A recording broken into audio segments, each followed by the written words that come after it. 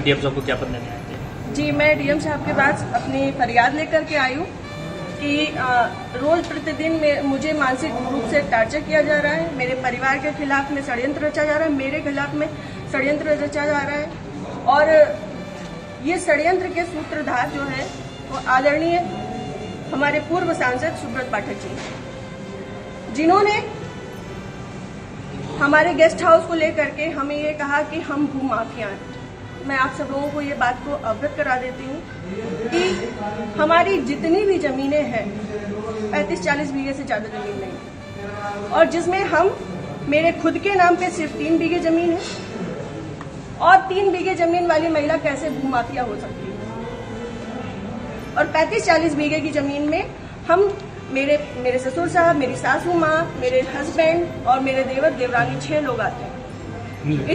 इतनी सी जमीन में कैसे लोग भूमाफिया हो जाते हैं? जो ये बड़ा उससे कह रहे हैं कि चपुन्ना के भूमाफिया। और रही बात मेरे गेस्ट हाउस की, राधा रानी गेस्ट हाउस की, तो आज इन्हें ये पर लग रहा है कि वो हमने सरकारी भूमि में बनाया है, अवैध जमीन पे कब्जा किया है।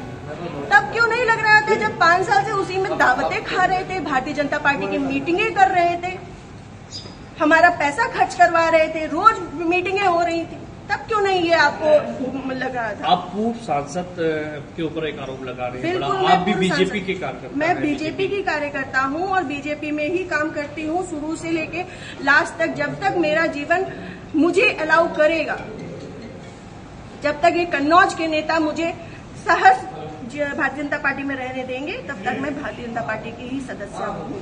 पार्टी में आपने इसकी उच्च पद पे लोगों से शिकायत की है? मैंने ये इस विषय के बारे में यहाँ से लेके प्रदेश अध्यक्ष तक को सबको सारी बातें पता है, और आज से नहीं पता है, ये पिछले 2 सालों से पता है।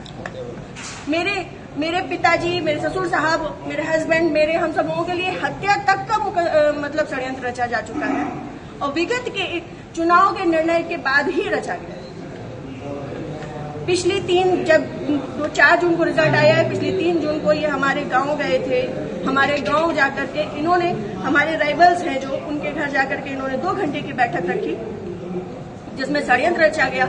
और उसके बाद ही उसी दिन इनके एक प्रमुख कार्यकर्ता कहिए, चमचे कहिए, कुछ भी कहिए, वो जीतू त्रिपाठी, उन्होंने मेरे ससुर साहब को फोन किया, जिसकी मैं रिकॉर्डिंग आप सबको भेजूंगी और चाहूंगी कि मीडिया में आप चलाएं।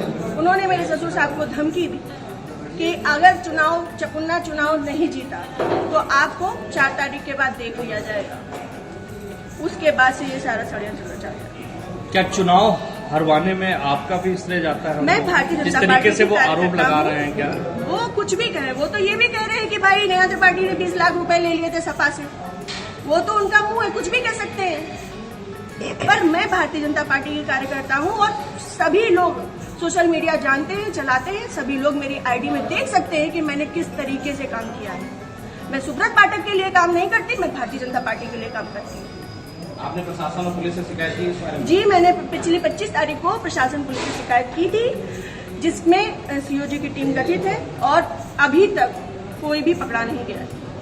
क्या मानती है पुलिस, प्रशासन और पुलिस दोनों लापरवाही कर रहे हैं? संभवतः हो सकता है, क्योंकि जिस हिसाब से अब दिन बीतते जा रहे हैं तो मेरा भी सब्र का पैमाना टूटता जा रहा है, और मुझे, मेरे परिवार को बहुत ज्यादा खतरा है इन लोगों से जो हमारे दुश्मन हैं।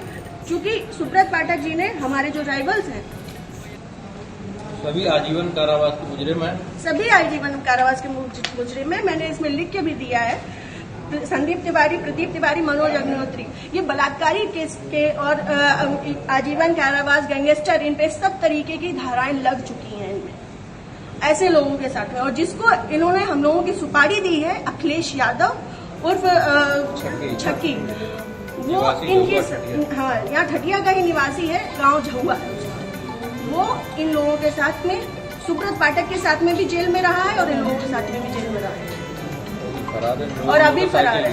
और इन लोगों की मोटरसाइकिल भी उनके पास है, अभी तक वो भी बरामद नहीं है।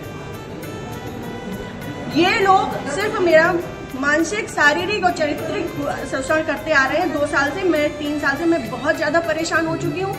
अब ये चीजें नहीं होंगी। आज आपने जिलाधिकारी से बातचीत की है, क्या उन्होंने आश्वासन दिया? उन्होंने मुझे पूर्ण आश्वासन दिया है कि इस पे निष्पक्ष जांच होगी, क्योंकि हमारे पास रिकॉर्ड्स भी हैं, हमारे पास सबूत भी हैं और बहुत सारी चीजों के सबूत हैं।